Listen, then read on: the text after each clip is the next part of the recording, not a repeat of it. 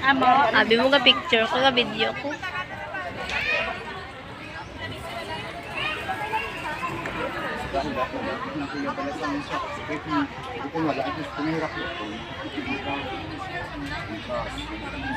Ang lamisa na lang i-design na ni expert designer namon si Mamang Rex.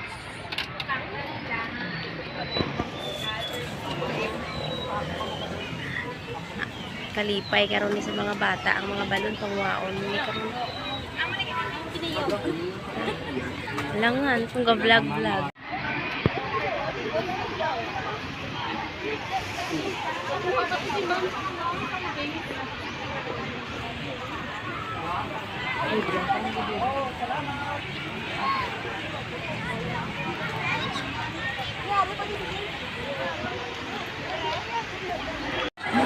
Wala, nung ginigalaw ko si Odin ko anak.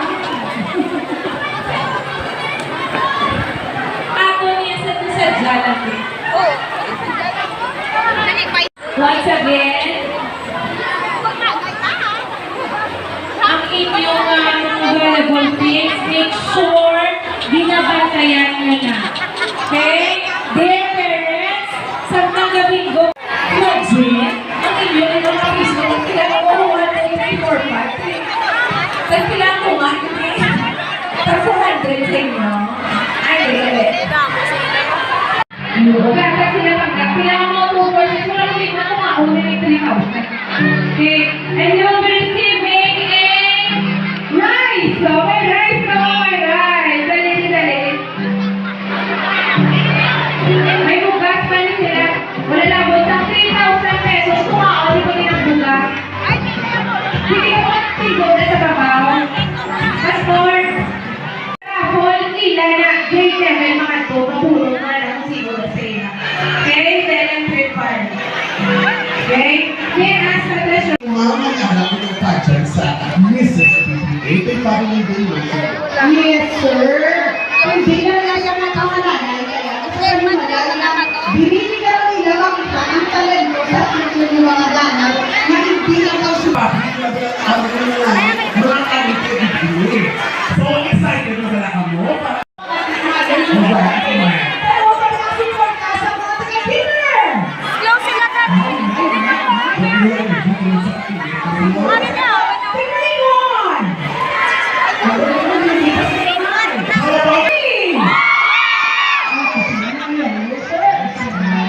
Tingnan! How about the grade 4?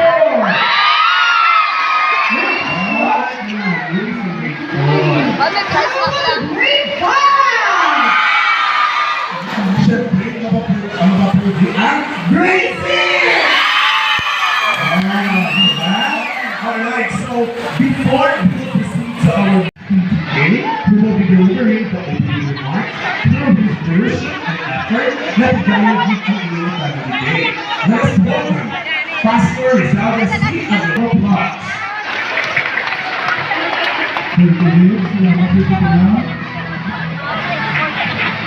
Sa pinang yung kanan ng mga kapatawaran ng dugo, bisita mo sa ating napisipahan ng mga pagkakas.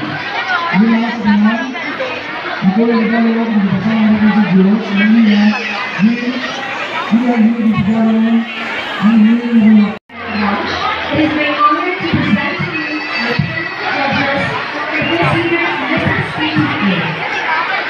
Starting out with the first judge. Our first judge is a graduate of Bachelor of Sensory Education, major in math, from the Good afternoon, everyone. As motivation of the emergency for our Mrs. PTA 2019. Okay, so for our overall criteria, we have Madison, 50 points, production number. Ang mga kandidata sa other grade level. So let's welcome our beautiful and gorgeous mothers in the production number wearing their sports attire.